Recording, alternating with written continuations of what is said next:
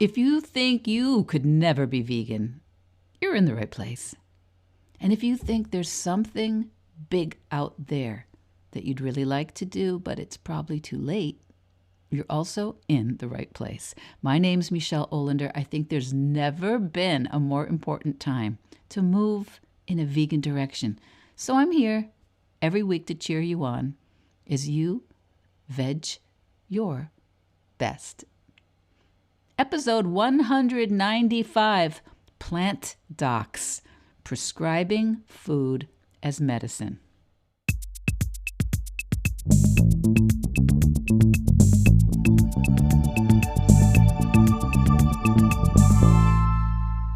Welcome back, my Veg Your Bestie. Welcome.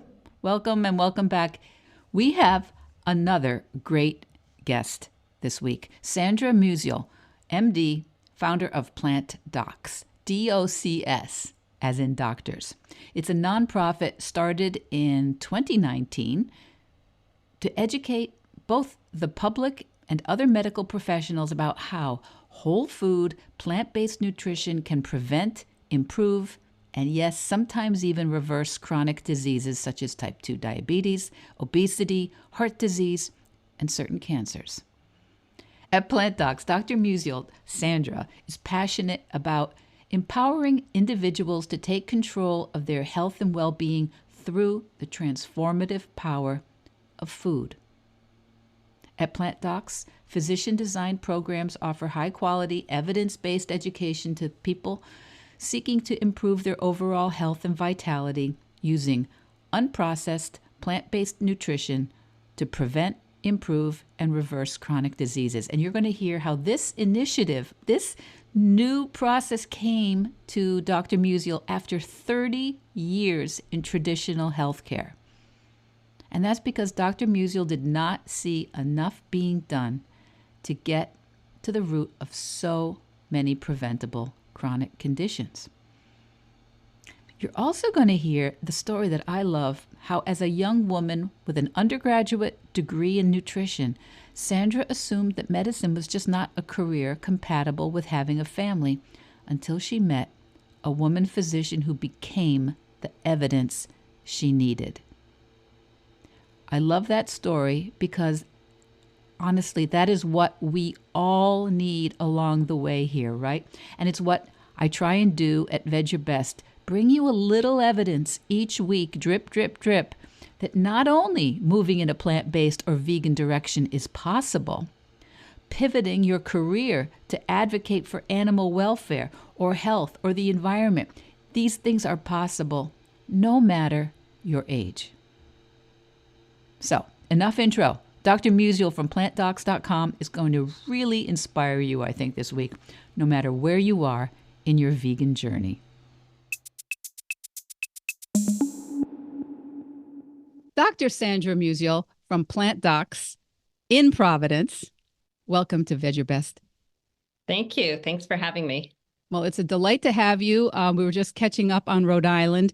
It may be the smallest state, but I don't know everybody in Rhode Island. And I'm only here about maybe half of the year. But Providence has become a plant-based city in many, many ways, much more so than cities 2, 3, 5 times their size.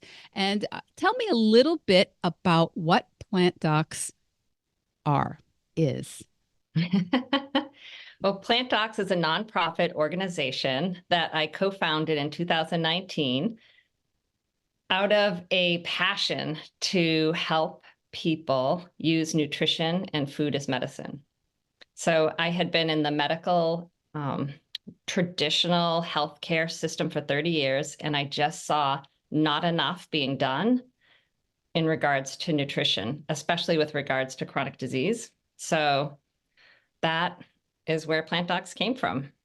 And so the genesis of Plant Docs is you completely changed your practice and the way you work about 4 or 5 years ago, correct?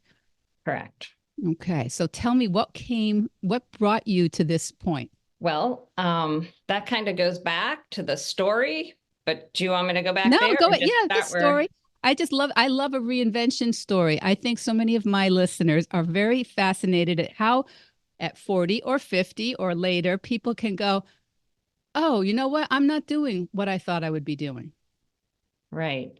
And it's interesting. I feel like what I'm doing now is what I've always wanted to do, but it took me 30 years to get here. All right. Well, tell us that. Which is okay, right? Sometimes it's a journey. So I started in nutrition as an undergraduate, and that kind of has a little backstory too. My uncle died of a heart attack when I was very young, and it was my father's brother, and it really motivated him to take a dive into why he had a heart attack, what are the risks, and how can he minimize his own risks. So as a family, we became much more aware of the food that we ate. And my dad, he's an engineer, right? He's not even in the medical field, but he's very analytical. So he was like, no more red meat, no more frying food in 3 inches of oil. Let's get onto skim milk. He just started reading and trying to figure out how to minimize his own risks. And this is ahead of the curve. No, this is quite ahead of the curve. This is in like the late 70s. Yeah, mid 70s. So it made me really interested that what you eat affects your health and your death and early demise. And, so I really wanted to study nutrition. And at that early age, I thought too, how cool to be a doctor and do this as well. And I really had no role models. So I kind of was led astray because in my mind, doctors that were women only had like gray hair and no children, and they weren't very nice. Like, I don't know why. But I had literally no role models, and I was told that, oh, you can be a nurse if you want to do that. So I ended up majoring in nutrition and then thinking, I don't think I can have everything I want in life by becoming a doctor, because I really wanted a family and children. So I went down this nutrition route and ended up doing research and very lucky to meet a woman at Mass General. I don't even know her name. I got to thank her. She was this amazing role model. She had 4 children. She was doing research. She was seeing patients. And I thought, okay, this is it. That's all I needed was like a vision of where I could go and how do I get there. And so that's what I did. I applied to medical school. And at that time, there was no lifestyle medicine. There was no food as medicine. There was no whole food, plant-based nutrition. So I think that all would have really appealed to me, and I would have just jumped right in. But I fell in love with the pediatric population and became a pediatrician and went down this kind of path of traditional residency in pediatrics. I worked in a private practice for 13 years. I got really into breastfeeding, nutrition, became a lactation consultant. Really, and I was really into nutrition in regards to children and childhood obesity. And then my next move was into the teaching programs at Brown University's medical school, where the medical students and the pediatric residents train. It was the same place I had trained at Hasbro Children's Hospital in Providence, Rhode Island. And so there I got to do more education. And with Dr. Corcoran, we started a pediatric obesity clinic, and I got board certified in obesity medicine, which was like 80% adult information and 20% kids about.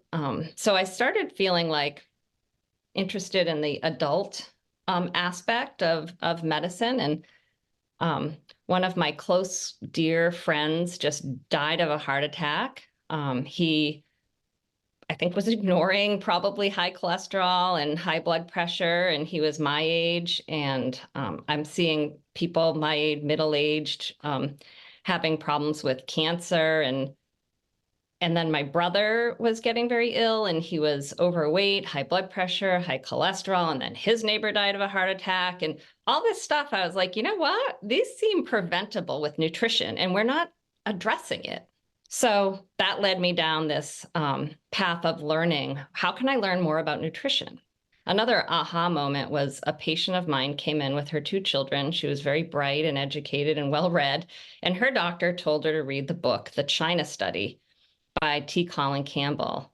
And I hadn't heard of it. And she said, she's telling me not to give my children milk, cow's milk, that it's bad for them. And this was new to me. And I'm thinking, I've done all this education, and that's not what I was taught. And so where's the discrepancy? Where can I get more information? I want to be providing accurate, up-to-date information to all of my patients. So I read the China study, and that was my gateway book, as they say. I read that, and you can't go back. Once you're like aware of this other information, even though I wasn't taught it in medical school, I needed to know, well, what's actually true? What is the most recent information? So I read a million books and did the eCornell plant-based nutrition course, attended conferences, and it started to snowball, and I was like, this is fascinating. So I shared this information with my brother, and his neighbor had just died of a heart attack, and he, in like one flight, he pulled out the China study on the flight, and he said by the time he landed in Florida, he was convinced. He hadn't even got through like a couple chapters, and he was like, that's it. And he was my kind of patient number one, who in 9 months he lost 50 pounds, dropped his blood pressure and cholesterol to, really healthy levels, never needed to go on medication. And it's been about 15 years for him. He looks fantastic. It was like we're watching someone reverse age. And I was just so moved and jazzed by seeing well, I didn't even counsel him. I just gave him a book, but he was ready to hear it. So that just I was like, I loved everything I've done. I loved my primary care practice. I loved teaching the residents and the medical students, but I was like, how can I affect people my age? People that I was seeing, get sick from things that are reversible. And the other thing that really got me is in the pediatric obesity clinic, we're seeing these little kids, younger and younger, being diagnosed with prediabetes and type 2 diabetes from the crappy food they're eating. The parents don't know any better, so the parents need to be educated. And a lot of the parents are overweight and have type 2 diabetes. And I would ask all of the parents, has your doctor told you that type 2 diabetes is reversible? And not one person said they knew that. And I was like, oh my gosh, this is wrong. They don't know that they have a condition that can be reversed just by changing what they eat. So that's what, kind of all this stuff together, I was like, how can I do this more with adults and help them reverse these conditions and help people prevent conditions? So it's all that passion that kind of came together to say, I got to do something different. I want to do something different. Well, there's so many interesting parts of this story for me. The kind of semi-sad part is there doesn't seem to be room for you immediately in our national healthcare system. So that's the kind of sad part. But as so many things are changing in our world, in this country, in North America, in Europe, we're having different models, different paradigm shifts of how we take care of ourselves, how we educate ourselves. The internet, new media like podcasts, these are ways that people do transmit information. And I think when you're saying so many people told you that they never heard their physician say some of these conditions could be reversed or at least mitigated by something as simple as the way we eat, I think sometimes we don't hear also. Some of these doctors may have even said it, but we don't believe it. So many of us just don't believe it. Yeah. My mother believed that milk was the perfect food. It didn't have iron. But other than that, it was the perfect food. And so I could not tolerate milk as a kid. But she blamed that on the Polish side of the family. That if I was a real Yankee, I'd be able to handle it. But so tell me, how do we help people believe that there might be, because I think that's the first step, is you have to believe that there's something you could do, which also sometimes sounds to people like it's my fault. I'm to blame. Right. Or sometimes it's even that, but also one of the things that frustrates me so much, I don't know about the most because there's a lot of frustrating things in our current healthcare system, but because physicians are not educated. I mean, we got to go back. That is the problem, right? We're not being educated in the most up-to-date nutrition, food is medicine. It's shifting. It's slowly shifting. But the vast majority of primary care doctors and cardiologists out there aren't educated in the power of nutrition to reverse chronic diseases. So it's hard to blame them, right? If they don't know.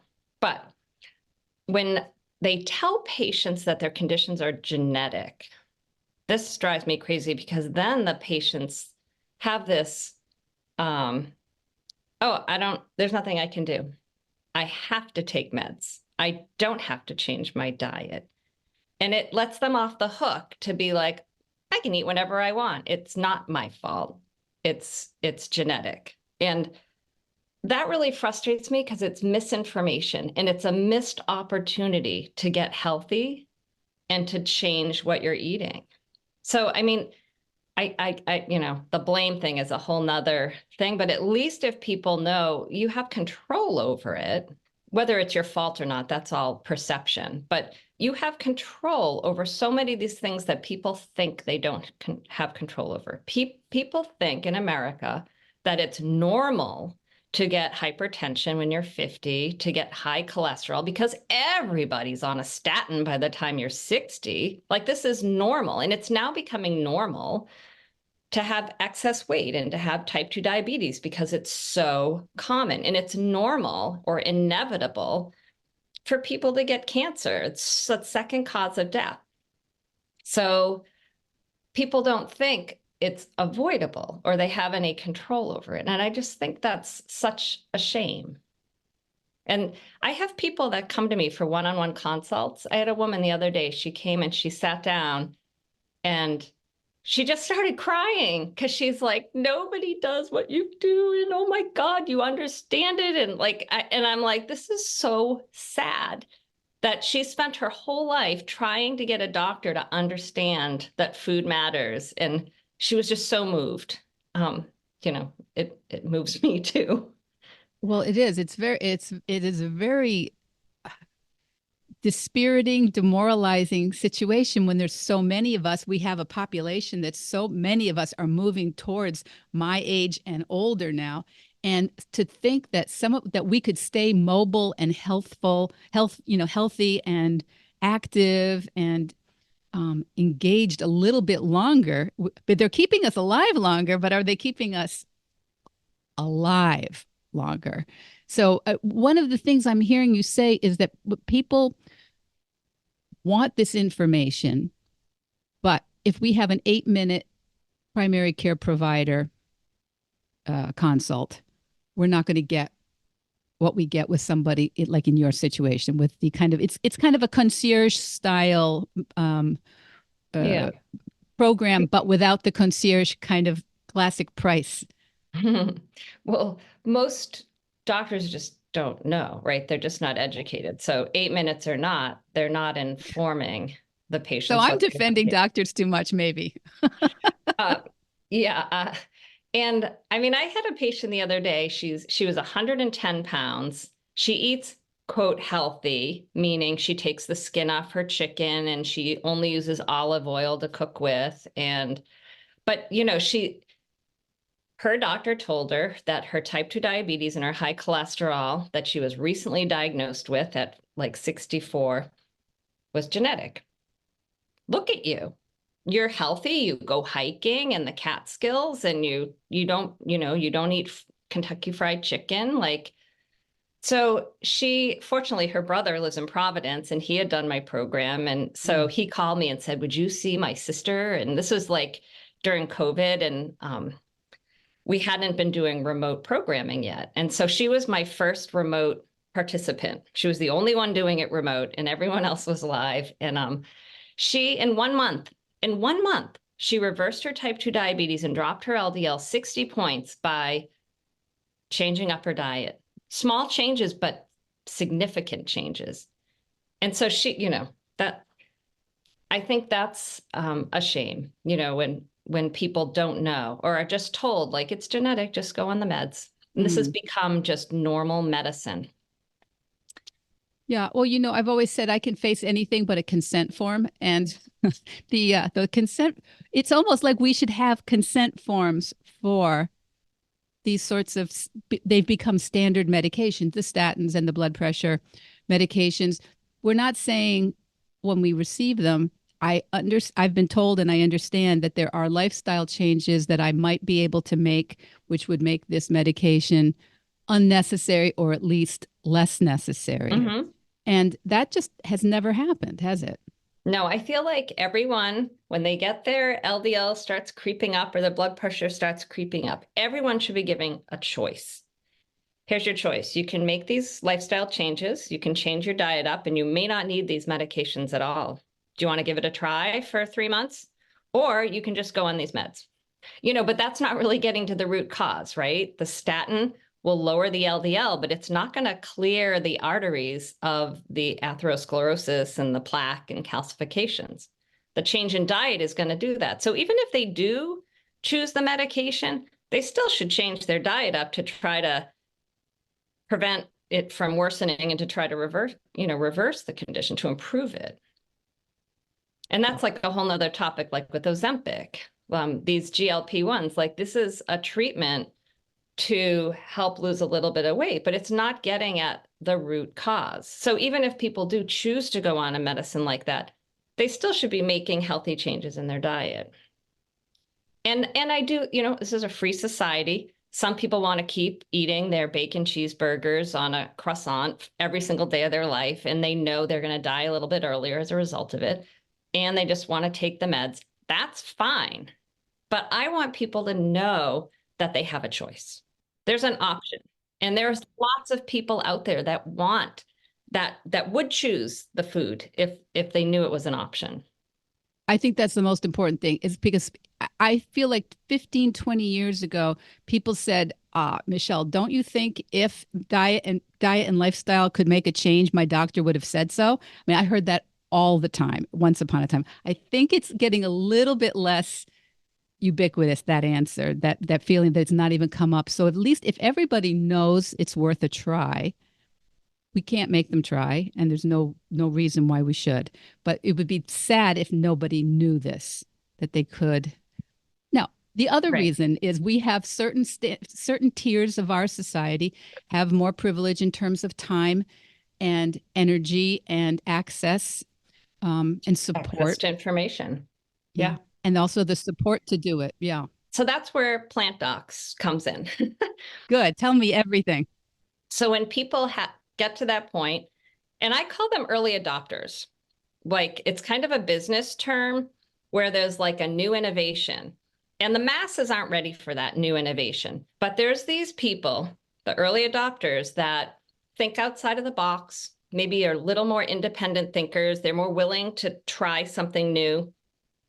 Those are the people that are finding me, and the few fortunate ones that have really well-informed physicians that are referring to Plant Docs.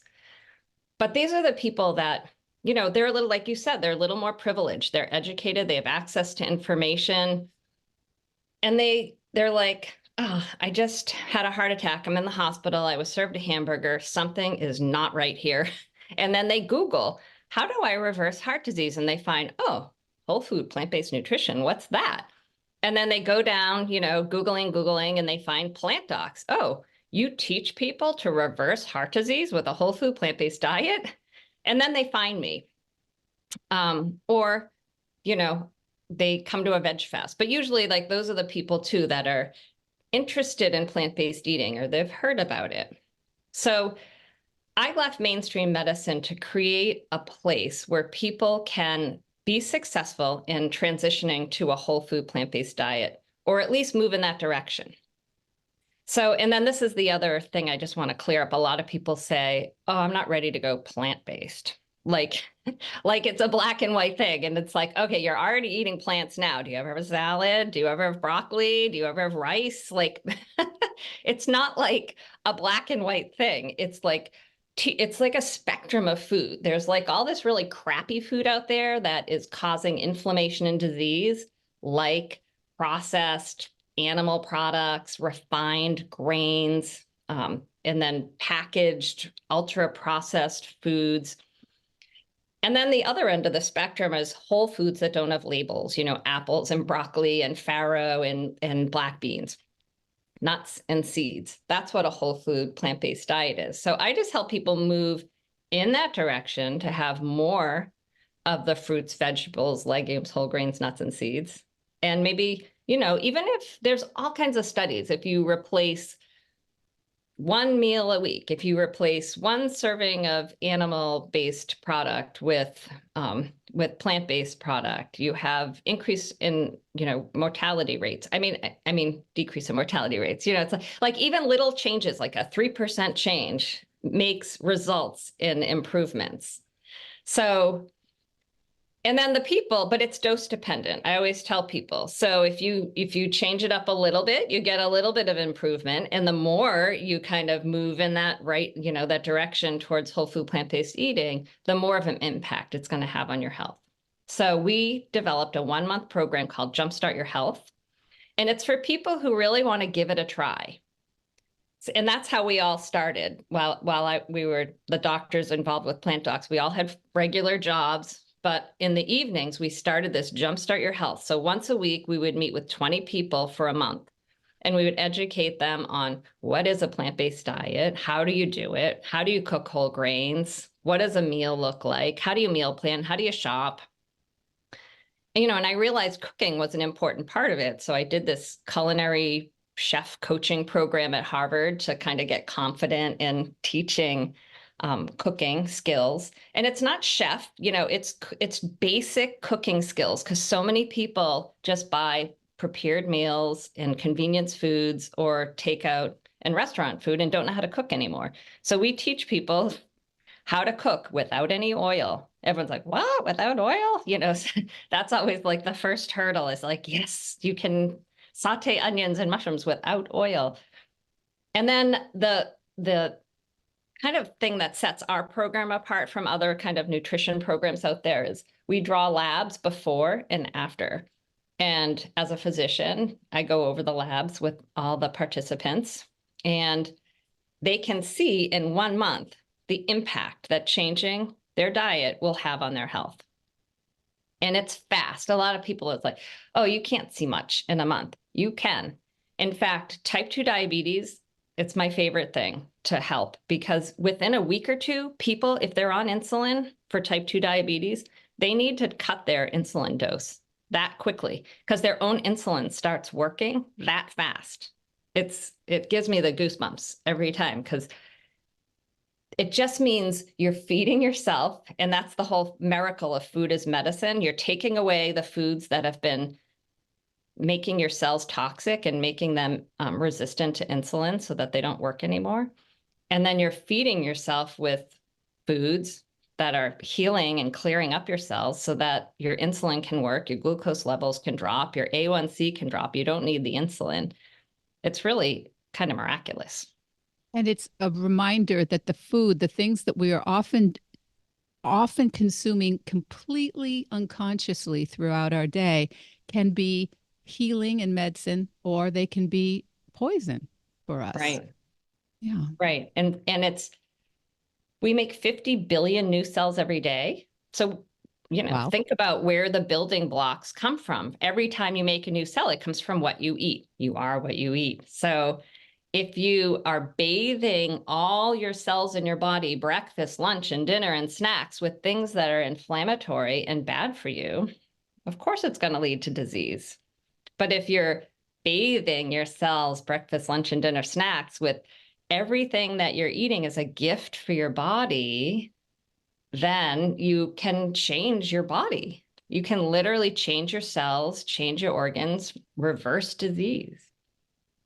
Yeah. And why are some of us a little bit resistant to it? I feel like we've been somehow brainwashed, no, but we're kind of hypnotized because so many of us, mostly I deal with women of a certain age. So many of us are trying to put something on our face or our hands or our skin to keep ourselves looking, moisturized and not flaking and not wrinkling too fast. We have some sense that the topical works. Why would we be at all resistant to the idea of what we're consuming day to day? I know it's part of it's knowledge. And I think that's an important part of it. But I think one hard part now is since it's really just these early adopters that are embracing this and doing it, they're very strong minded and they're like, I don't care what all my friends do. I don't care if my family thinks I'm crazy, even my spouse. I'm doing this because I believe in it. I get it. And so Dr. Greger, who wrote How Not to Die and How Not to Age, he was just at Plant City yesterday in Rhode Island Hospital. And he actually had a slide on this. And he said the biggest barrier is the social, that social stuff. When you have all your friends are not eating that way and you're the weird one, it's hard. So I think as our community grows and the knowledge grows, things will shift. It's going to take time.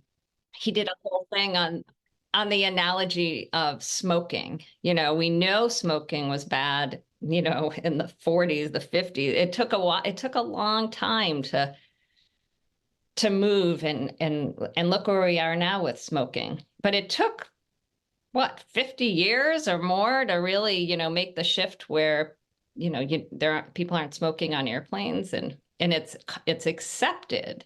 Even remember the very last thing was getting smoking out of restaurants and those bills that tried to pass and couldn't and the fights about, and now it would seem atrocious if someone lit up a cigarette in a restaurant. Yeah, even in Europe where we thought it would never, ever, ever, Right. ever happen. Right. And Yeah. I think the same thing will happen with food. We know certain foods are causing heart disease, the animal products, the beef, the fat, the saturated fat, the butter, like this, there's so much resistance kicking and screaming from, those industries. But it's the data and the research is speaking for itself. And it's just a matter of time before, people embrace this more. And I see it happening. The American Cancer Society, the American Heart Association, people, these big medical groups. Industries. Yeah, they're getting behind it. And I know they some of them are still getting money from, the beef industry or the dairy industry. And, this is a problem, but that's going to be a part of the past and part of the story eventually. Well, what you just said about Dr. Greger's comment about the barrier, this is where my work always is. My work with people, they come to me when they just feel miserable. They're like, why am I changing? Nobody else has to change. How am I supposed to be plant-based or vegan if my husband's not on board? Or my kids or my coworkers are making fun of me, which the one I hear mostly from men, actually, that their coworkers make fun of them. Yeah. I'm like, so it is that feeling of social isolation when you are making new choices for some reason around food can feel particularly sharp. Somehow just really, it cuts a little bit for people. Yeah. So a few solutions. We, at Plant Docs, it started with these jump starts. And I just want to say too, while I'm thinking of it, we've been collecting data from the very beginning, and we just submitted a paper for publication last week on the first 10 jump starts that we ever did and the incredible results we saw with the drop in blood pressure, weight, A1C, and LDL, and an inflammatory marker, HSCRP. So once that's published, I'll be really excited to kind of share that. And then, so what's happened is now hundreds of people, right, have gone through these jump starts. So they're starting to want to connect outside of the jump starts. So we have a Facebook group for Jumpstart graduates, but anyone can join now. We used to limit it, but it's like, no, the more the merrier. And then they started a potluck that meets monthly. And it's incredible. It's all these people that are coming together that really want to be with other people who get it. And you go to a party and every single thing is whole food, plant-based, no oil. You don't have to be like, does that have oil in it? Or is that a whole grain? So it's just this lovely, it's kind of it's like evolving and growing and taking a life of its own. And I just want to mention that there are things like this all over the United States called pods, and it's part of the Plant Pure community that Nelson Campbell started. So if you go on, I think it's plantpure community.com, we'll have to double check that one. You can put in your zip code and find the closest pod. And it's like a monthly meeting of whole food, plant-based, no oil eaters. And they either have like movie showings or potlucks or just gatherings. And it's a way to find other like-minded people who get it. That's a great thing for us to remind everybody about. That is great. I'm going to make sure that we put that in the show notes so people can find that, because I think I'm a little bit of a lone ranger, and I sometimes forget how people really love community around some of these changes. And they might not feel that community with their family, or their neighbors on either side, or their cubicle mates at work.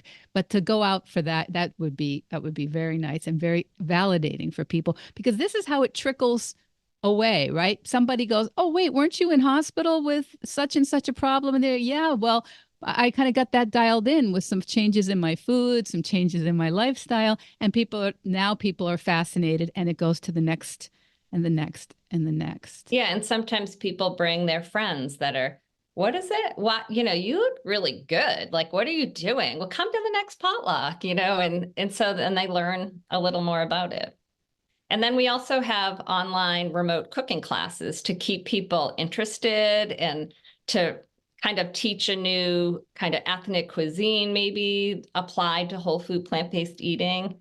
So I will tell you that we just had one in June, and I had a Chinese American medical student from Brown who led the class and did this recipe from his grandmother. It was a kind of whole grain noodle dish with vegetables and then some kind of Asian pickles that his mom made. So it was really great. And the next one's in July. I'm sorry. The next one, that was in April. The next one's in May. May 19th is coming up, and we're going to do a green goddess dinner celebrating the spring vegetables of spinach, asparagus, there's like 4 different vegetables in it. And then we make this green goddess dressing out of a bunch of herbs. And the way I do my classes, they're remote. And then I send everyone the ingredients and kind of what you need to do to prep ahead of time, which is usually not much, because the whole point is I want to show people how easy it is to cook fresh, healthy foods from scratch. So I cook at a pace that any normal cook cooks. It's not like fast, nothing's like, and we do it together and it's really informal. People ask questions like, why are you cutting your broccoli that way? Or, can you slow down? I'm not quite done with my broccoli. And then we'll talk. And then I always do a little PowerPoint. And the theme of it is healthy aging and longevity this year. So I always talk about what it is about the ingredients that are so healthy. Why are they food as medicine? And what are they doing to help with longevity? And then I add in, like this one, we're talking about bone health, because people are often worried about calcium and bone mineralization on a plant-based diet. So we're going to address that. That's an important thing for people in our age group, to make sure that we are using what is evidence-based to help support our bone health and all these areas. So, and it's very important. I had introduced you as being a Rhode Islander, but you do not have to be local or from Rhode Island or have any connection. We can reach out to you at plantdocs.com, regardless of where we are. Correct. The jump starts can be done remotely from anywhere in the country. The cooking classes are all only remote. And then I also do consultations that are not medical, but nutrition, like strictly about how to do a whole food plant-based diet to, reverse diseases. I don't like start medicines or stop medicines. I can't be your primary care doctor, but I can help you be successful So a lot of people will do 1 to 4 consults to kind of get on track. Some people meet with me twice a year to just make sure they're like accountability and answer questions. Now, Yeah. your jump start, you told me your jump start, you're in the middle of one now, the 1 month program. You've got one coming up in the fall, correct? September? Yep. So the next one that will start will be in September and then November. And we're changing it up a little bit based on feedback. We're constantly like evolving it, try to make it better and better, but it's a really awesome program. So it's going to be 5 weeks instead of 4 because people felt like it wasn't quite long enough. And we switched our model from like education and cooking at every class to some classes that are just educational and some classes that are just cooking. And we wanted to make it the option of being fully remote so people can do it from anywhere in the country. So the first, third, and fifth class in September will be educational. The second and fourth are fully cooking. We make a breakfast, lunch, and a dinner and a yummy sauce or dressing that's oil-free, because that's like an important part of delicious plant-based cooking is getting like yummy sauces that are healthy. And if you think about sauces, most of them are like cream-based or oil-based and dressings, and it doesn't have to be that way. So we teach you how to do that in a very healthy way. And then we do the labs before and after. And the jump starts also include a shop with a doc that can be done remotely or in person. We meet at a supermarket. We go over reading labels and favorite brands and answer everyone's questions. It also includes an exercise class and talking about the importance of exercise in well-being and just a healthy lifestyle. And we also sprinkle in meditation, mindfulness activities at every one. So it's holistic. It's not just one thing that you have to change. Yeah. We have to, like live our lives in a way that's helping us. Yeah. It's a lifestyle. It's not a diet. It's not a fad. It's a new way to kind of approach wellness in a healthy, just informed, mindful way. So there's no calorie counting or carb counting or protein counting, or you don't have to count anything.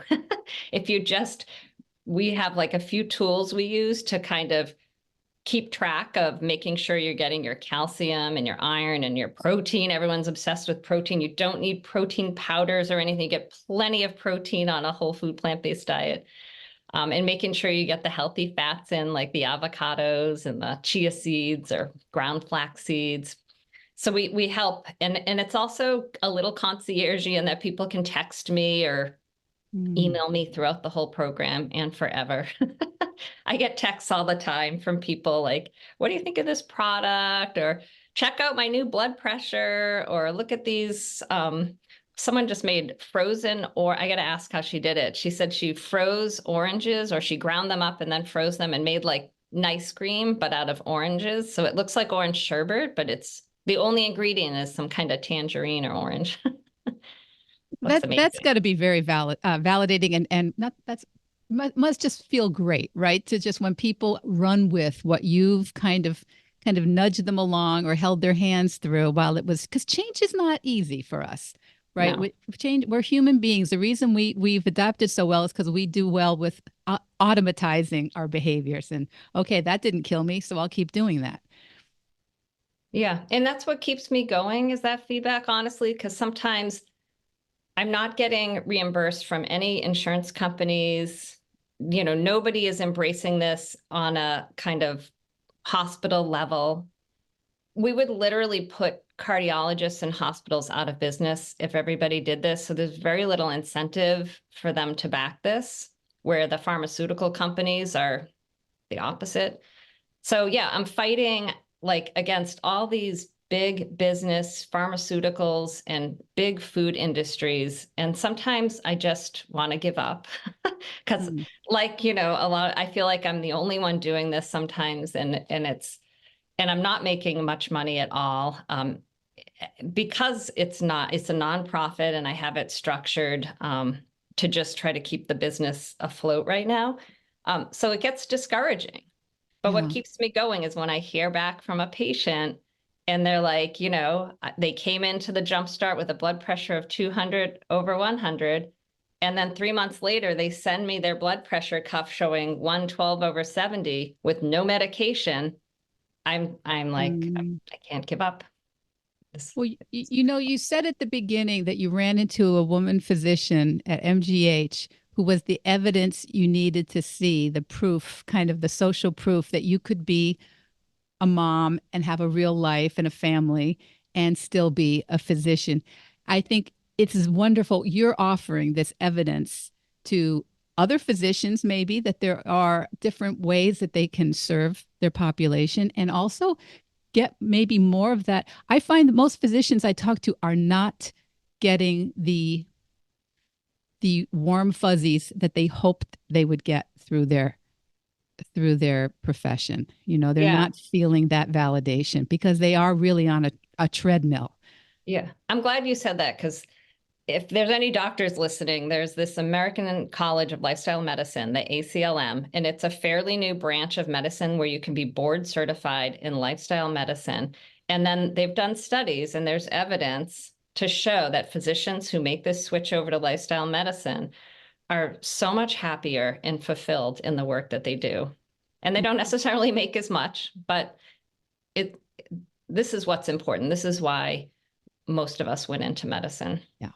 Yeah, people didn't go into medicine to just make money because it's just too much work, too much studying, too much work.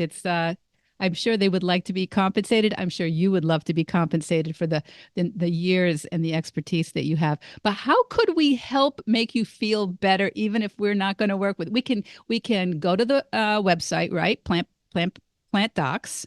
Yeah, sign up for our newsletter. Okay. And the newsletter gives you like a really great recipe every month. If there's speakers coming to Providence, we just had Dr. Greger yesterday come to Plant City and Rhode Island Hospital. And it will also tell you when our next cooking class is and our next Jumpstart. Also, I would love to have more people follow on Instagram and Facebook, which is Plant Docs. I also have a YouTube channel called Plant Docs. I make very amateur movies, but show you how simple it can be to cook things that may be foreign to you, like borscht, which is beet soup, for example. But they're super heart healthy, the greens, the stems, and the beets. And yeah, help build our community. That'd be the best thing. That's something I know we can do. And I think sometimes people think, oh, well, that's not really that helpful. No, it's really helpful to us when people follow and share the Instagram and comment and maybe sign up for the newsletters. And invite other people that could really benefit from whole food plant-based diet. I mean, if you know someone with high blood pressure, someone who's on a statin and is struggling with neck pain from the side effects, or I can help them, and type 2 diabetes, and people with cancer diagnoses. I didn't mention this, but I did a whole research thing on food related to cancer and the most powerful anti-cancer foods. And I do have a program that's a 4-week program for cancer, people who either are high risk for cancer or have had a cancer diagnosis in the past. And a lot of the oncologists tell their patients that the food they eat doesn't really matter. And I think that's a shame. So I started this program that's available. Once I get enough people, I'll run it. So I'm really passionate about that too. Good. There was a book I heard you mentioning, in fact, about cancer and nutrition. Would you remind me what that book is? Foods to Fight Cancer. Foods to Fight Cancer. Yes. By Richard Bellevue. Yeah, that's one I made a comment on my list here to ask you what it was, because I missed the name and I heard you talking about it somewhere else. Yeah, that's an important one. So before you leave, why don't you tell us something we might not be eating nutritionally, something we might not be doing nutritionally that we could put on our list this week if we're not doing it? What's something? I think leafy greens are one of the most important vegetables to try to eat twice a day. Not just once a day, to really try to get in, because of the impact they have on our health, our heart health, our cellular function. But something you may not know is when you pair it with an acid, and I'll explain that more, it increases the iron and the calcium absorption, but also this thing called nitric oxide, which is a very potent vasodilator, which means it relaxes your blood pressure, lowers your blood pressure. So examples are like if you make kale, to sprinkle a little balsamic vinegar on it, or to put lemon on your collard greens, or to pair it with tomatoes, which we often do naturally anyway. If you make a salad with a bunch of leafy greens, we add tomatoes, and often the salad dressing has a vinaigrette made from citrus or vinegar. But it's that acid combo with the greens that's really powerful. Food is medicine. All right, everybody, that's what we're doing. That's what we're doing this week. That's one thing. And I'm sure there are a couple 100,000 other things we could be doing. So we're going to follow Dr. Musial at plantdocs.com. And it's also Plant Docs on Instagram, right? And so we have our work cut out for us. Thank you so much, Sandra. Dr. Musial, thank you so much for being here. Hope to see you in Rhode Island in the next few months. Fun conversations. Thank you. So what did you think about Dr. Sandra Musial? Honestly, there's a little bit of a bittersweet quality to the idea that to make the kind of impact Dr. Musial knows she can make in people's lives through lifestyle medicine, it so often means stepping a bit outside of our traditional mainstream healthcare system and inventing something. So it's great that it can be done. It's also kind of too bad that it's not more part of our traditional process here. But I think things are changing. So plantdocs.com is where you can find out a lot more about the programs Dr. Musial and her colleagues offer. And on the website, plantdocs.com, you can sign up for her newsletter so that you know when the next speaker or class or program is. And over on Instagram, which I think is a friendly place, don't you? Instagram, you can find Dr. Musial at PlantDocs, PlantDocs, and you can see what the latest programs are over there, as well as information that you can use today. Now, the links to everything are in the show notes. And if you are in the U.S., Memorial Day has come and gone. And that means it's summer. It's summer. And a new season is a new set of opportunities and sometimes challenges to make more vegan choices. Remember, I'm here to support you and help you strategize or find resources to make this process not only worthwhile, but something you will always be proud that you decided to take on. That's what makes me most enthused about being here, that you're going to be permanently proud of yourself. Anyway, until next week, veg your best. Veg Your Best podcast production, music, and editing by Charlie Weinshank. Thanks, Charlie. Before you go, it would mean so much to me and the Veg Your Best team if you would hit subscribe, leave us a 5-star review, or share with someone you think might be interested. Something about algorithms, it helps bump us up a little in the rankings, and that's the best way to help others find the podcast and for us to find our audience. So, until next week, make it easy and veg your best.